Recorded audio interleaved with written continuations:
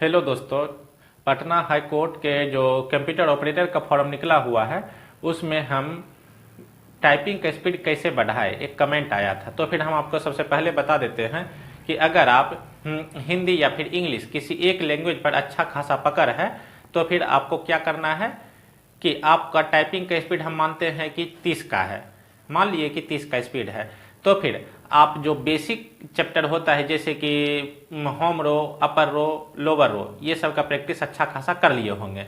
तो फिर आपको जैसे ही आप पैसेज में जाइएगा तो फिर आपको करना क्या है कि आप एक ही चैप्टर को कम से कम तब तक मारिए जब तक उसमें 50 का स्पीड नहीं हो जाए। जब 50 का स्पीड हो जाएगा उसके बाद ही आपको दूसरा पैसेज में जाना है, और दूसरा पैसेज में भी तब तक मारना है जब तक कि 50 का स्पीड नहीं हो जाए। लेकिन दूसरा पैसेज को प्रत्येक दिन मारने के पहले पहला पैसेज जो पहला चैप्टर था उसको भी प्रैक्टिस कर लेना है, क्योंकि पहला चैप्टर का जो 50 की स्पीड में रोके थे उसका स्पीड कम नहीं होना चाहिए। फिर दूसरा चैप्टर को अगर मार रहे हैं तो फिर उसमें भी 50 का स्पीड अगर हो गया है तो फिर प्रत्येक दिन उसमें 50 का स्पीड ही बरकरार रखिएगा। फिर उसी तरीके से तीसरा चैप्टर में जाइएगा, तीसरा चैप्टर में भी तब तक मारिएगा जब तक उसमें 50 का स्पीड नहीं हो जाएगा।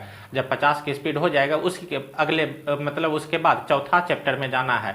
अगर आप इसी तरह से करते करते अगर आप का 1 से लेकर 15 चैप्टर तक भी सबका स्पीड अगर 50 का स्पीड हो चुका है तो फिर आपको रिजल्ट लेने से कोई भी नहीं रोक सकता है। और इसी तरह से हम क्या करेंगे तो हिंदी टाइपिंग में भी करेंगे, लेकिन इसमें 50 का स्पीड नहीं 40 का स्पीड, मतलब प्रत्येक पैसेज में 40 का स्पीड हो जाना चाहिए।